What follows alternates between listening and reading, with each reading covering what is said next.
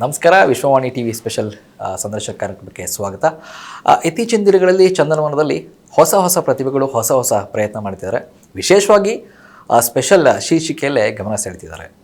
ಅಂಥದ್ರಲ್ಲಿ ಅಮರ ಪ್ರೇಮಿ ಅರುಣ್ ಕೂಡ ಒಂದು.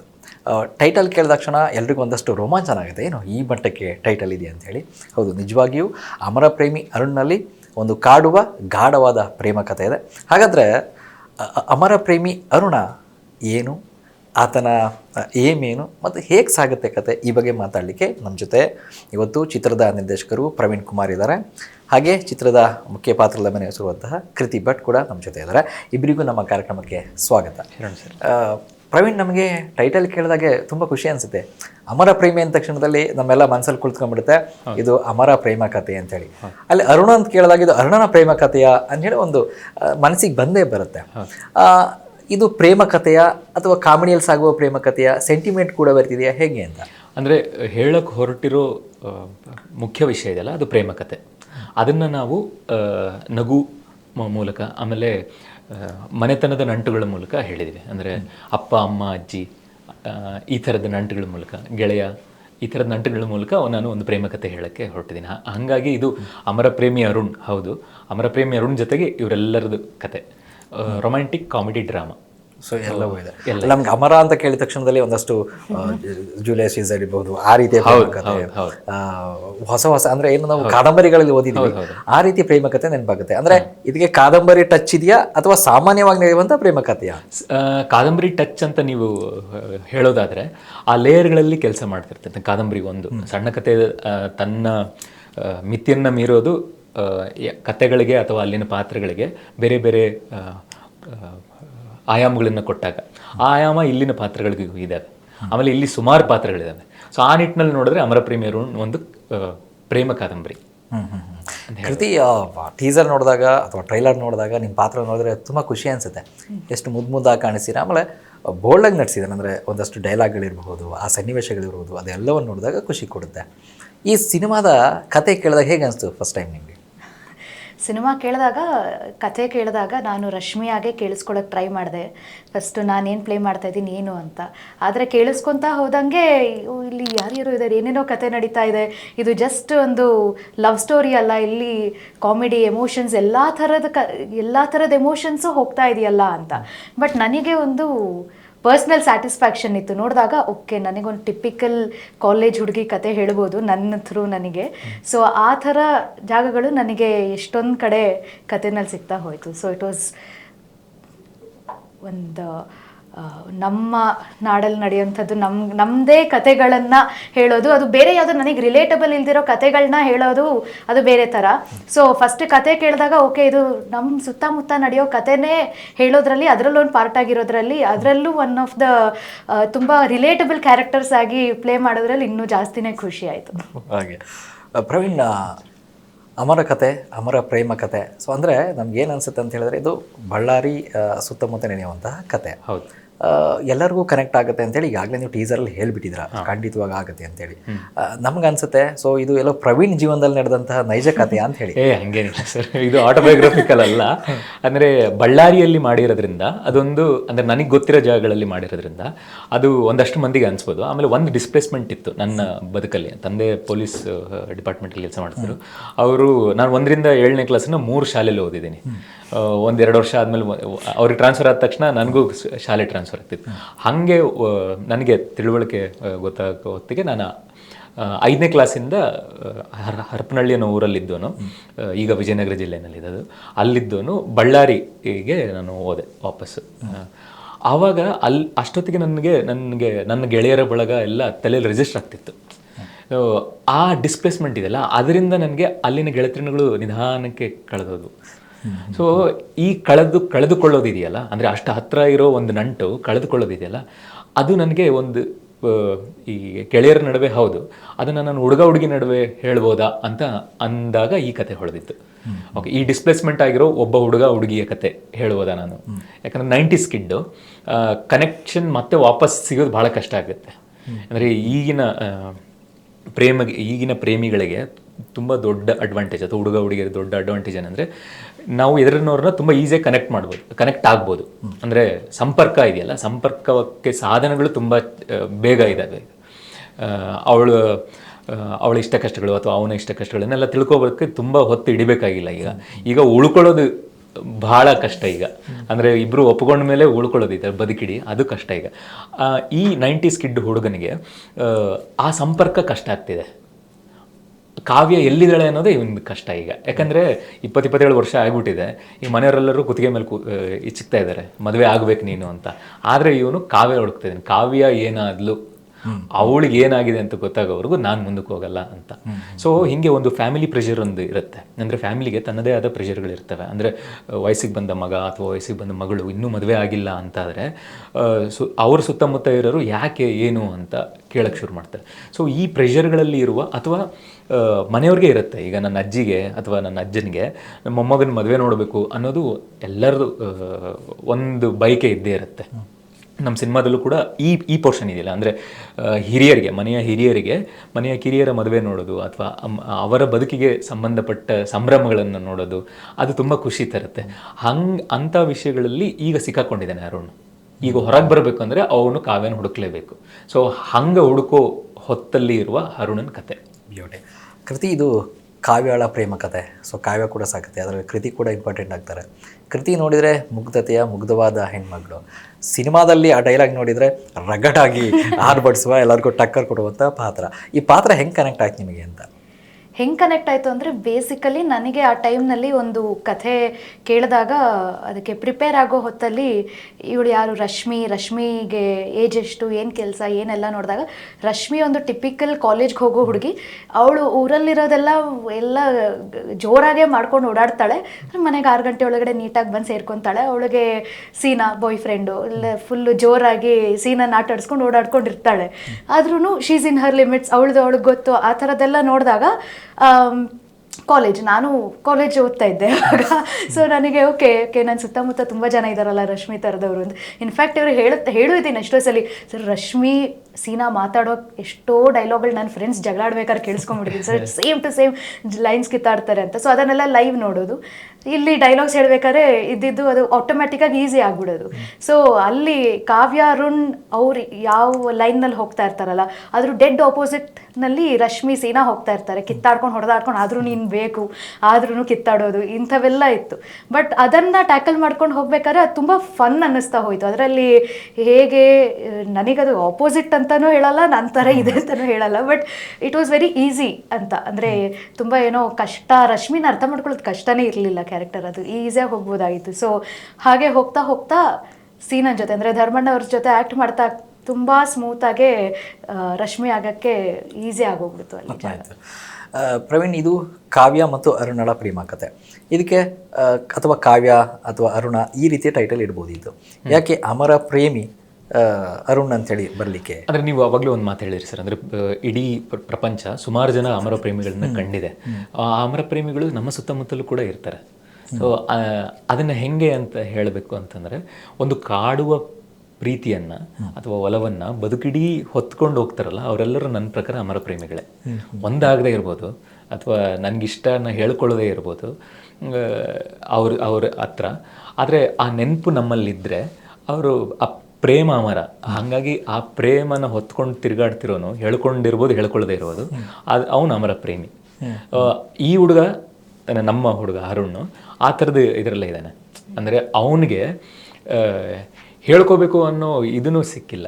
ಅಮರ ಪ್ರೇಮಿ ಅರುಣ್ಣೆ ಅಂತ ಯಾಕೆ ಇಟ್ಟಿದ್ದು ಅಂದರೆ, ಇಡೀ ಪ್ರಪಂಚ ಸುಮಾರು ಜನ ಅಮರ ಪ್ರೇಮಿಗಳನ್ನು ಕಂಡಿದೆ. ಆದರೆ ಅಂಥ ಅಮರ ಪ್ರೇಮಿಗಳು ನಮ್ಮ ಸುತ್ತಮುತ್ತ ಕೂಡ ಇರ್ತಾರೆ. ಅವರು ಪ್ರೀತಿಯನ್ನು ಹೊತ್ಕೊಂಡು ತಿರುಗಾಡ್ತಿರ್ತಾರೆ ಬದುಕು ತುಂಬ. ಹೇಳ್ಕೊಬೋದು, ಹೇಳ್ಕೊಳ್ಳೋದೇ ಇರ್ಬೋದು, ಅಥವಾ ಅವ್ರು ಯಾರ ಜೊತೆ ಒಲವಲ್ಲಿದ್ದಾರೋ ಅವ್ರ ಜೊತೆನೇ ಮದುವೆ ಆಗದೆ ಇರ್ಬೋದು, ಈ ಥರ. ಅಂದರೆ ನಾನು ಹೇಳಕ್ಕೆ ಹೊರಟಿದ್ದೇನೆ ಏನಂದರೆ, ನೆನಪುಗಳನ್ನು ತಮ್ಮ ಜೊತೆ ಇಟ್ಕೊಂಡು ಹೋಗ್ತಾ ಇರೋರು ಕೂಡ ಅಮರ ಪ್ರೇಮಿಗಳು ಆಗಬಹುದು ಅಥವಾ ಅಮರ ಪ್ರೇಮಿಗಳು ಅಂತ. ಸೊ ಈ ನಿಟ್ಟಿನಲ್ಲಿ ನೆನಪುಗಳನ್ನು ಹೊತ್ತು ತಿರುಗುತ್ತಿರುವ ಒಬ್ಬ ಹುಡುಗನ ಕತೆ ಅಮರ ಪ್ರೇಮಿ. ಅದಕ್ಕೋಸ್ಕರ ಆ ನೆನಪುಗಳ ಜೊತೆ ಇರೋದಕ್ಕೆ ಅವನು ಅಮರ ಪ್ರೇಮಿ ಅಂತ. ಅವನು ನೆನಪುಗಳೊಂದಿಗೆ ಇರ್ತಾನೆ. ಅಂದರೆ ಆ ಒಲವು ಸಿಕ್ಕರೂ ಸಿಗದೇ ಇದ್ರು ಒಲವು ಅನ್ನೋದು ಡೆಸ್ಟಿನೇಷನ್ ಅಲ್ಲ ಇವನಿಗೆ, ನೆನಪು ಅನ್ನೋದನ್ನ ಅವನಿಗೆ ಬದುಕಿಡಿ ಮೆರವಣಿಗೆ. ಸೊ ಹಾಗಾಗಿ ಅವನು ಅಮರ ಪ್ರೇಮಿ. ಓಕೆ, ಅಮರ ಪ್ರೇಮಿ ಅಂತ ಹೇಳಿದ್ರೆ ಅದು ಕ್ಯಾನ್ವಾಸ್ ತುಂಬ ದೊಡ್ಡದಾಗ್ಬಿಡುತ್ತೆ, ಅಂದರೆ ನೋಡೋನಿಗೆ ಅಥವಾ ಕೇಳುಗನಿಗೆ. ಅದನ್ನು ನಾನು ತುಂಬ ಒಬ್ಬ ಹುಡುಗನ ಕತೆ ಹೇಳಬೇಕು ಅಂತ ತೀರ್ಮಾನ ಮಾಡಿದೆ. ಅಂದರೆ ಒಬ್ಬ ಹುಡುಗನ ಕತೆ ನಿಮಗೆ ಹೇಳ್ತಿದ್ದೀನಿ ಅನ್ನೋದನ್ನು ಅರ್ಥ ಮಾಡಿಸ್ಬೇಕು, ಅದನ್ನು ಟೈಟಲ್ ಓದಿದ ತಕ್ಷಣ ಅಂತ. ಆವಾಗ ಅದು ಅರುಣ್ ಅಂತ ಆಯಿತು. ಅರುಣೇ ಯಾಕಾಯಿತು ಅಂತಂದರೆ, ನೀವು ಈ ಫ್ಲೇಮ್ಸ್ ಆಟ ಇದೆಯಲ್ಲ, ಅಂದರೆ ಯಾರಿಗೆ ಯಾರು ಲವ್ ಮಾಡ್ತಾರೆ, ಯಾರಿಗೆ ಏನನ್ನೋದು ಒಂದು ಫ್ಲೇಮ್ಸ್ ಅಂತ ಆಟ ಇದೆ. ಅದಕ್ಕೆ ಹೊಂದ್ಸೋಕ್ಕೆ ನಮಗೆ ಅರುಣ್ ತುಂಬ ಒಳ್ಳೆಯ ಹೆಸರಾಯಿತು. ಸೊ ಆಮೇಲೆ ಅಮರ ಪ್ರೇಮಿ ಅರುಣ್ ಅಂತ ನೀವು ಕೇಳಿಸ್ಕೊಳ್ಳೋಕ್ಕೂ ಕೂಡ ತುಂಬ ಚೆನ್ನಾಗಿದೆ. ಅಂದರೆ ಆ ಸೌಂಡ್ ಇದೆಯಲ್ಲ, ಹಾಗಾಗಿ ಅದೆಲ್ಲ ಸೇರಿ ಕೂಡಿ ಬಂತು ಅರುಣೇ ಅನ್ನೋದು. ಕೃತಿ ಬಳ್ಳಾರಿ ಸೀನನ ಪೇರ್ ಆಗಿ ರಶ್ಮಿ ಆಗಿ ಖುಷಿ ಪಡಿಸ್ತೀರಾ.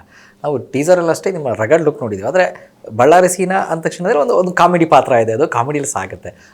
ನಿಮಗೂ ಆ ಕಾಮಿಡಿ ಕನೆಕ್ಟ್ ಆಗುತ್ತಾ? ನಿಮ್ಮ ಪಾತ್ರದಲ್ಲೂ ಕೂಡ ನಾವು ಕಾಮಿಡಿಯನ್ನು ನಿರೀಕ್ಷೆ ಮಾಡ್ಬೋದಾ? ಕ್ಯಾರೆಕ್ಟರ್ ಆ್ಯಕ್ಚುಲಿ ಒಂದು ಟಿಪಿಕಲಿ ಒಂದು ಡಿಸ್ಟ್ರಿಕ್ಟ್ಗಳಲ್ಲಿ ಒಂದು 17 ಅಥವಾ 19 ವರ್ಷದ ಹುಡುಗಿರು ಹೆಂಗಿರ್ತಾರೆ ನಾರ್ಮಲಿ, ಆ ಒಂದು ರುಟೀನ್ ಇರೋವಂಥ ಒಂದು ಹುಡುಗಿ.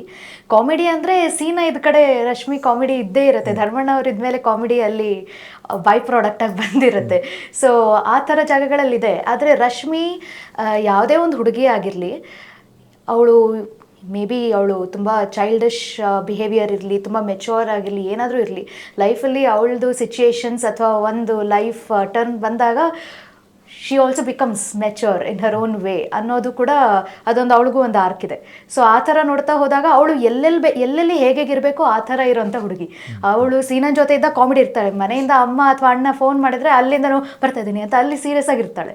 ಸೊ ಟಿಪಿಕಲಿ ನಾನು ಇನ್ನೊಬ್ರು ಹೇಗಿರ್ತಾರಲ್ಲ ಜನ ನಾರ್ಮಲಿ, ಸೊ ಆ ಥರ ಇದ್ದಾಳೆ. ಎಲ್ಲ ಕಾಮಿಡಿನೂ ಇರ್ತಾಳೆ, ಎಲ್ಲ ಸೀರಿಯಸ್ ಅಂದರೆ ಸೀರಿಯಸ್ ಆಗೂ ಇರ್ತಾಳೆ. ಸೊ ಅಳು ಬಂದಾಗ ಸೀನ ಅಳಿಸಿದಾಗ ಅಳ್ತಾಳೆ. ಸೊ ಆ ಥರ ಎಲ್ಲ ಥರನೂ ಇರ್ತಾಳೆ ಬೇಕಾಗುತ್ತೆ. ಪ್ರವೀಣ್, ಪಾತ್ರಗಳ ಆಯ್ಕೆ ತುಂಬ ಖುಷಿ ಆಗುತ್ತೆ ಇಲ್ಲಿ. ಒಂದು ಅರುಣ ತುಂಬ ಗಂಭೀರವಾಗಿ ಸೀರಿಯಸ್ ಆಗಿ ಹಳೆಯ ಪ್ರೀತಿಯನ್ನು ನೆನೆಸ್ಕೊಂಡು ಸಾಗುವಂಥದ್ದು, ಇಲ್ಲಿ ಬಳ್ಳಾರಿ ಸೀನಾ ಬರುವಂಥದ್ದು ಒಂದಷ್ಟು ಕಾಮಿಡಿಯಲ್ಲಿ. ಈ ಪಾತ್ರಗಳ ಆಯ್ಕೆ ಕಥೆ ಬರೆಯುವಾಗಲೇ ನಿಮ್ಮ ಮನಸ್ಸಲ್ಲಿ ಬಂದಿತ್ತಾ, ಹೇಗೆ?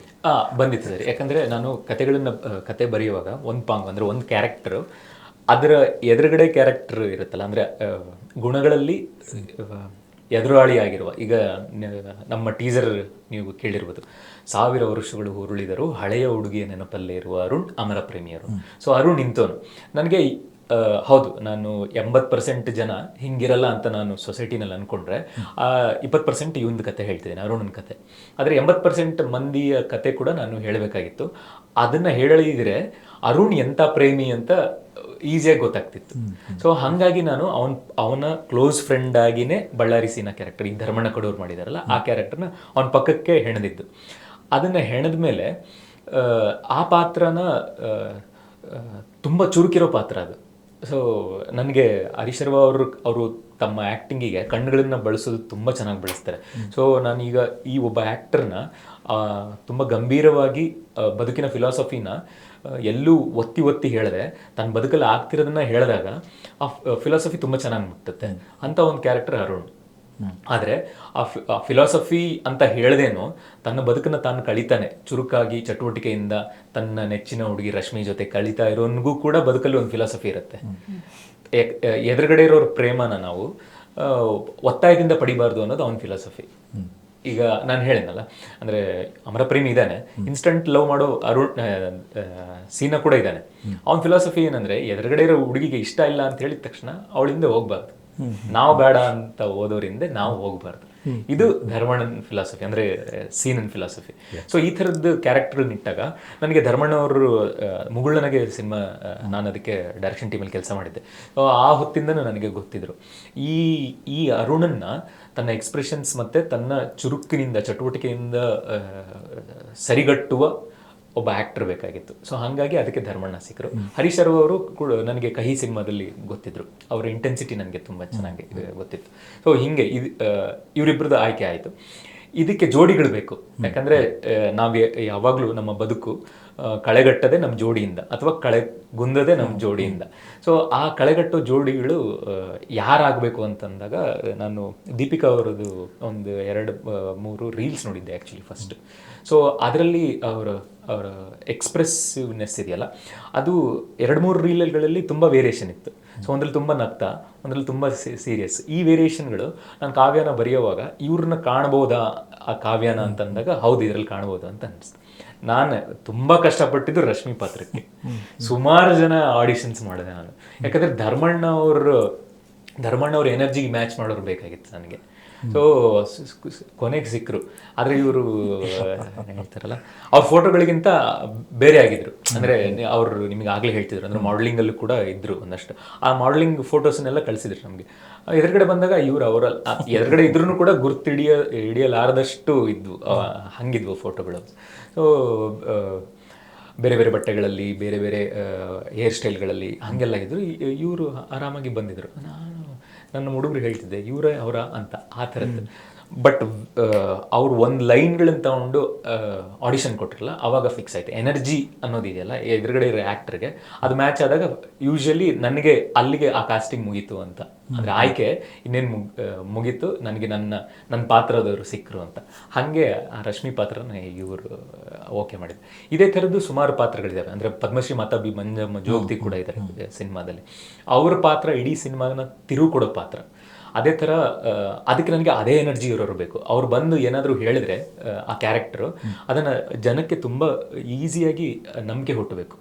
ಆ ಥರ ನಂಬಿಕೆ ಹುಟ್ಟಿಸೋದೇ ಪಾತ್ರಗಳು ಮತ್ತು ಅಥವಾ ಪಾತ್ರಗಳ ಆಯ್ಕೆ ಅಂಥದ್ದು ಇಡೀ ಸಿನಿಮಾ ತುಂಬ ಇದೆ ನಿಮಗೆ.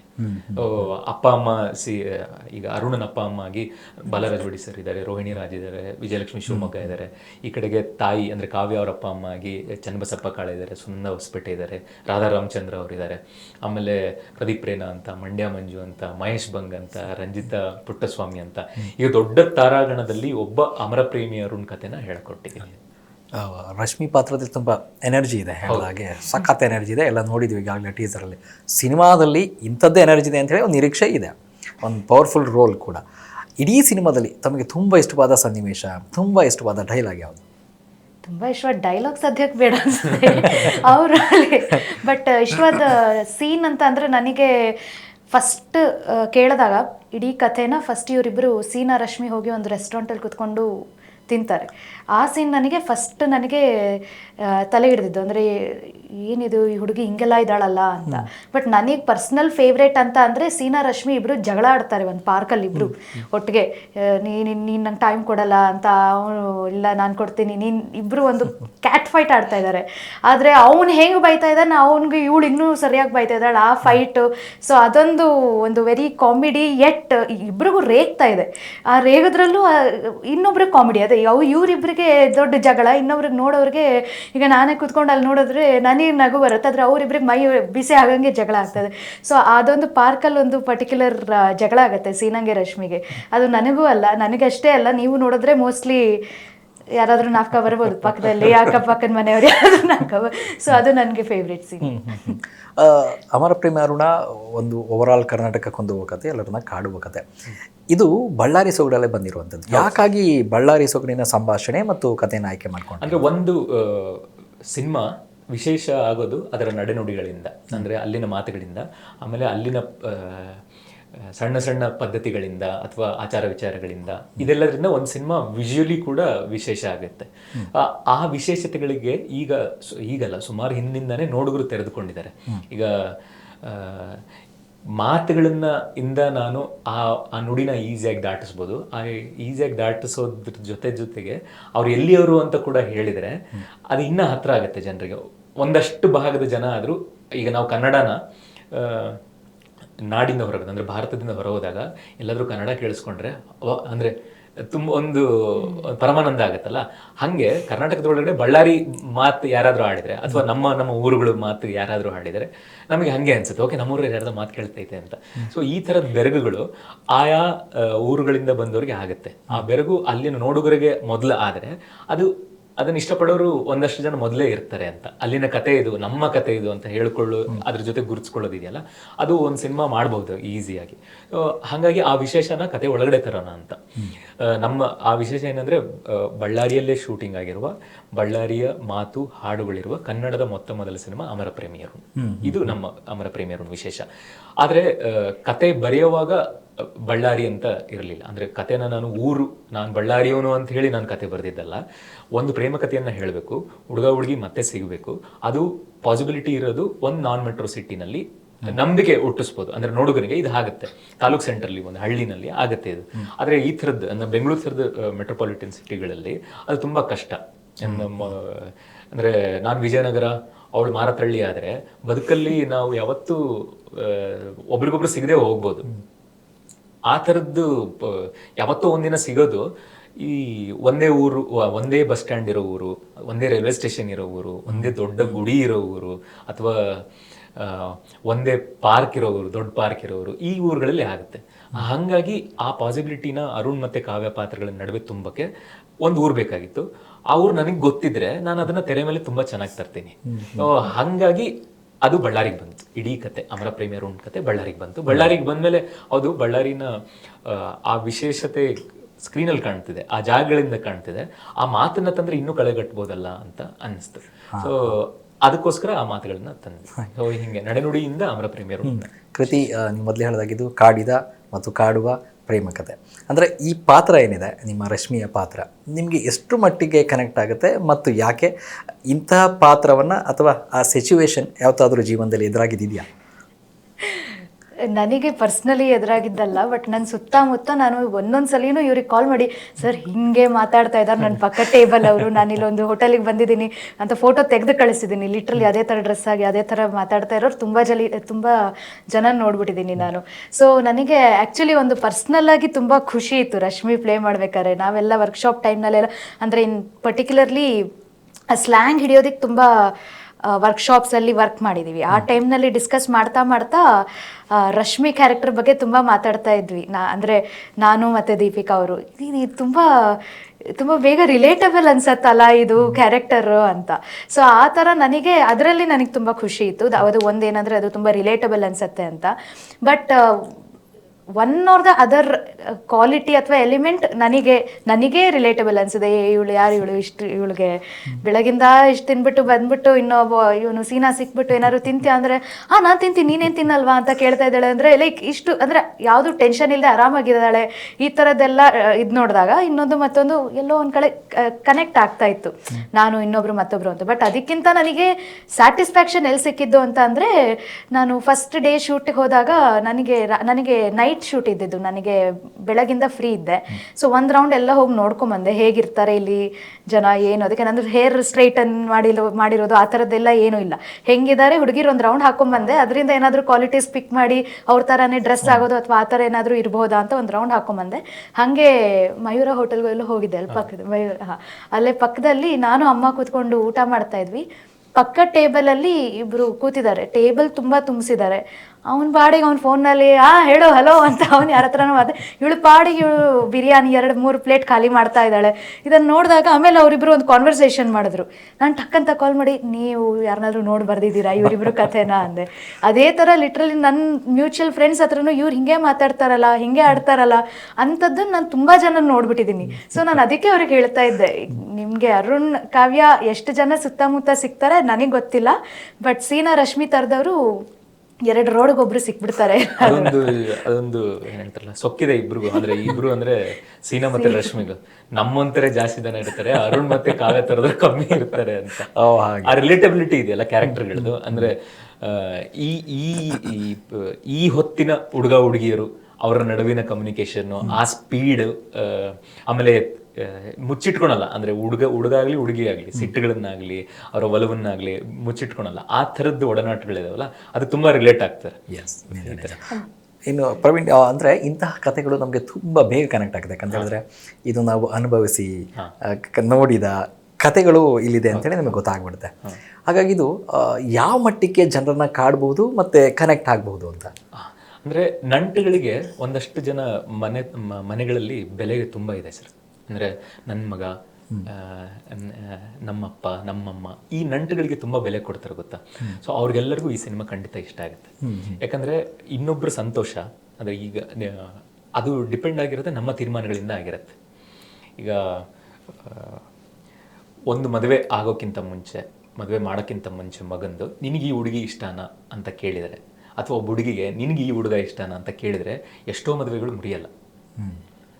ಈ ಒತ್ತಡಗಳಿಂದ ಎಷ್ಟೋ ಮದುವೆಗಳು ಆಗ್ತವೆ. ಆಮೇಲೆ ಕಷ್ಟಪಟ್ಟು ತಳ್ಕೊಂಡು ಹೆಂಗೋ ಕಳೆದು ಬಿಡ್ತಾರೆ ಭಾಳ ಜನ. ಆದರೆ ನನ್ನ ಮಗು ನಾನು ಕೊಟ್ಟ ಉಸಿರು ಇಡೀ ಬದುಕಲ್ಲಿ ಅಥವಾ ಈ ಭೂಮಿ ಮೇಲೆ ಚೆನ್ನಾಗಿ ಉಸಿರಾಡಲಿ ಅಂತ ಆಶಿಸೋ, ಅದಕ್ಕೋಸ್ಕರ ಪ್ರಾಣ ಕೊಡೋ ಎಷ್ಟೋ ಹೆತ್ತೋರಿದ್ದಾರೆ. ಆಮೇಲೆ ಅಂಥ ಹೆತ್ತೋರು ಸುಮಾರು ಜನ ಇದ್ದಾರೆ. ಸೊ ಅವ್ರಿಗೆ ಈ ಕತೆ ತುಂಬ ಇಷ್ಟ ಆಗುತ್ತೆ. ಅದು ಹೆತ್ತೋರಷ್ಟೇ ಅಲ್ಲ, ಹೆತ್ತೋರು ಕೂಡ ಇರ್ತಾರೆ. ಅಂದರೆ ಈಗ ನನಗೆ ಮತ್ತು ನಮ್ಮ ಅಜ್ಜಿಗೆ ಇರೋ ನಂಟಿದೆಯಲ್ಲ, ಅದು ನಮ್ಮ ತಂದೆ ಅಥವಾ ತಾಯಿಗಿಂತ ಇನ್ನೂ ಹೆಚ್ಚು ಸಲಿಗೆ ಇರೋ ನಂಟದು. ನಾನು ನಮ್ಮ ಅಜ್ಜಿ ಹತ್ರ ತುಂಬ ಚೆನ್ನಾಗಿ ಮಾತಾಡ್ತೀನಿ. ನಮ್ಮ ಅಮ್ಮನ ಹತ್ರ ಒಂದಷ್ಟು ಏನು ಹೇಳ್ಬಾರ್ದು, ಯಾಕಂದ್ರೆ ಒದೆ ತಿಂದಿದ್ದೀನಿ ಇವ್ರ ಹತ್ರ, ಅಮ್ಮನ ಹತ್ರ. ಅದೇ ಅಜ್ಜಿ ಹತ್ರ ಹಾಗಿಲ್ಲ. ಅದು ಎರಡು ಎಕ್ಸ್ಟ್ರೀಮಲ್ಲಿ ಇರೋ ಎರಡು ಪೀಳಿಗೆಗಳ ಕಥೆಗಳಿರ್ತಾವಲ್ಲ, ಅದು ತುಂಬ ನಾಟುತ್ತೆ ಭಾಳ ಜನರಿಗೆ. ಅದ್ರ ಥರನೇ ಹೌದು, ಮನೆಯಲ್ಲಿ ಇಷ್ಟೊಂದು ಜನ ಪಾತ್ರಗಳಿರ್ತವೆ, ನಮ್ಮ ನಂಟುಗಳಿರ್ತವೆ. ಅದೇ ಮನೆ ಹೊರಗಡೆ ಗೆಳೆಯರಂತಿರ್ತಾರೆ. ಈಗ ಅರುಣನ್ಗೆ ಸೀನಾ ಎಂಥ ಗೆಳೆಯ ಅಂತಂತಂದರೆ, ನೀನು ಏನು ಹೇಳಿದ್ರೆ ನಾನು ಅರ್ಥ ಮಾಡ್ಕೋತೀನಿ ಅಂತ, ನಿನ್ನನ್ನು ನಿಂದಾರಿನಲ್ಲೇ ಬಿಟ್ಟು ನಿನ್ನನ್ನು ಕೆಟ್ಟ ದಾರಿಗೆ ಎಳೆಯಿದೆ, ನಾನು ನಿನ್ನನ್ನು ಜೊತೆಗಿರ್ತೀನಿ ಅಂತ. ಯಾಕಂದರೆ ನಾನು ಯಾವಾಗಲೇ ಹೇಳ್ದಂಗೆ, ಒಬ್ಬ ಅಮರ ಪ್ರೇಮಿನ, ಒಬ್ಬ ಇನ್ಸ್ಟಂಟ್ ಪ್ರೇಮಿ ಯಾವಾಗ ಬೇಕಾದ್ರೂ ತಲೆ ತಿಕ್ಬೋದು, ಅಂದರೆ ಅವನ ತಲೆ ಬ್ರೈನ್ ವಾಶ್ ಮಾಡ್ಬೋದು. ಬಟ್ ಹಾಗಿಲ್ಲ, ನೀನು ನಿನ್ನಂಗಿರು, ನಾನು ನನ್ನಂಗಿರ್ತೀನಿ. ಬಟ್ ನಮ್ಮಿಬ್ಬರ ಮಧ್ಯೆ ಒಂದು ಗೆಳೆತನ ಇದೆ. ಅದು ಯಾಕೆ ಹುಟ್ಟಿದೆ ಅಂದರೆ ಒಳ್ಳೆತನದಿಂದ. ಸೊ ಈ ಥರದ್ದು ನಮ್ಮ ಸಹವಾಸಗಳನ್ನೆಲ್ಲ ಹೇಳಿಕೊಟ್ಟಿದ್ದೀನಿ. ಜೊತೆಗೆ ಒಂದಷ್ಟು ಮನೆತನಗಳಿರ್ತವೆ. ಅದರಲ್ಲಿ ಏನಂದರೆ, ಯಾರಾದರೂ ಒಬ್ಬರು ಈಗ ಲವ್ ಮಾಡಿಬಿಟ್ರೆ, ಅಥವಾ ಆ ಲವ್ವಿಂದ ಒಂದು ಎಕ್ಸ್ಟ್ರೀಮ್ ಕಂಡೀಷನ್ಗಳು ಹೋಗ್ಬಿಟ್ಟು, ಅಂದರೆ ಈಗ ನಾನು ಲವ್ ಮಾಡ್ತಿದ್ದೀನಿ ಅಂದರೆ ನಮ್ಮ ಮನೆಯವರಿಗೆಲ್ಲ ಒಪ್ಪಿಗೆ ಇರಬೇಕಾಗಿಲ್ಲ ಅದು. ಯಾಕಂದರೆ ಸೊಸೈಟಿ ಪ್ರೆಷರ್ಗಳು ಅಂತಿರ್ತವೆ. ಆಮೇಲೆ ಸಮಾಜನೇ ಕಟ್ಟಿರೋ ಒಂದಷ್ಟು ಕಟ್ಟುಪಾಡುಗಳು ಅಥವಾ ಬೇಲಿಗಳು ಅಥವಾ ಮನುಷ್ಯತ್ವವನ್ನು ಮೀರಿದ ಮೂಢನಂಬಿಕೆಗಳು ಅವೆಲ್ಲವೂ ಇರ್ತವೆ. ಅದನ್ನು ದಾಟ್ಕೊಂಡು ಯಾವುದೋ ಒಬ್ಬ ಪ್ರೇಮಿಗಳು ಅದನ್ನು ದಾಟಿದ ತಕ್ಷಣವೇ ಅದಕ್ಕೆ ಅಂಟ್ಕೊಂಡಿರೋ ಎಲ್ಲರೂ ಬದುಕುಗಳು ಅಲ್ಲೋಲ ಕಲ್ಲೋಲ ಆಗಿಬಿಡುತ್ತೆ. ಅಂದರೆ ಸೊಸೈಟಿನಲ್ಲಿ ಆಗೋ ಕಲ್ಲೋಲಗಳ ಬಗ್ಗೆ ಕೂಡ ಒಂದು ಮನೆತನ ಹೆಂಗೆ ಅನುಭವಿಸುತ್ತೆ ಅನ್ನೋದೆಲ್ಲದೂ ಕೂಡ ಇದೆ. ಆದರೆ ಇದೆಲ್ಲದನ್ನು ಕೂಡ ನಾವು ಒಂದು ಪ್ರೇಮ ಕಥೆಯ ಮೂಲಕ ಹೇಳ್ತಿದ್ದೀವಿ. ಹಾಗಾಗಿ ನಿಮಗೆ ಟೀಸರಲ್ಲಿ ನೋಡ್ತಿದ್ದೀರಲ್ಲ, ಆ ರಿಲೇಟಬಿಲಿಟಿ, ಅದು ಟೀಸರ್ ಅಥವಾ ಟ್ರೇಲರ್ ಹಾಡುಗಳಲ್ಲಿ ಕಾಣ್ತಿರೋ ಆ ರಿಲೇಟಬಿಲಿಟಿ ಅದರಿಂದನೇ ಬಂದಿದೆ. ಅಂದರೆ ಸುತ್ತಮುತ್ತ ನಡೀತಿರೋದನ್ನೇ ಒಂದು ಪ್ರೇಮ ಕಥೆಯ ಮೂಲಕ ನಾವು ಹೇಳಕ್ಕೆ ಹೊರಟಿದ್ದೀವಿ, ಆ ನಂಟುಗಳ ಮೂಲಕ. ಹಾಗಾಗಿ ನಿಮಗೆ ಮೊದಲೇ ಹೇಳ್ದಂಗೆ ಇದು ರೊಮ್ಯಾಂಟಿಕ್ ಕಾಮಿಡಿ ಡ್ರಾಮಾ ಫಿಲ್ಮ್. ಮನೆತನ ಇದೆ, ಫ್ರೆಂಡ್ಶಿಪ್ ಇದೆ, ಆಮೇಲೆ ಲವ್ ಇದೆ, ಎಲ್ಲವಿದೆ. ಕೃತಿ ರಶ್ಮಿಯಾಗಿ ಬದಿಗಿಟ್ರೆ, ಆ್ಯಸ್ ಎ ಒಬ್ಬರು ನಟಿಯಾಗಿ ಬದಿಗಿಟ್ರೆ, ಒಬ್ಬ ಪ್ರೇಕ್ಷಕರಾಗಿ ಈ ಸಿನಿಮಾ ನೋಡಿದಾಗ, ಕೃತಿಯಾಗಿ ಈ ಸಿನಿಮಾ ನೋಡಿದಾಗ ಈ ಸಿನಿಮಾ ಎಷ್ಟು ಖುಷಿ ಕೊಡುತ್ತೆ ಮತ್ತು ಎಷ್ಟು ಇಂಪಾರ್ಟೆಂಟ್ ಆಗುತ್ತೆ ಪ್ರೇಕ್ಷಕರಿಗೆ ಮತ್ತು ಫ್ಯಾಮಿಲಿ ಆ್ಯಂಡ್ ಯುವಕ ಯುವತಿಯರಿಗೆ ಅಂತ? ಈಗ ಬೇಸಿಕಲಿ ಒಬ್ಬ ಆಡಿಯನ್ಸ್ ಹೋಗಿ ಥಿಯೇಟರಲ್ಲಿ ಸಿನಿಮಾ ನೋಡೋದು ಮೇನ್ ಫ್ಯಾಕ್ಟರ್ ಎಂಟರ್ಟೈನ್ಮೆಂಟ್ಗೆ, ಅಥವಾ ಏನಾದರೂ ಒಂದು ಎಮೋಷನ್ ಫೀಲ್ ಆಗೋದಕ್ಕೆ.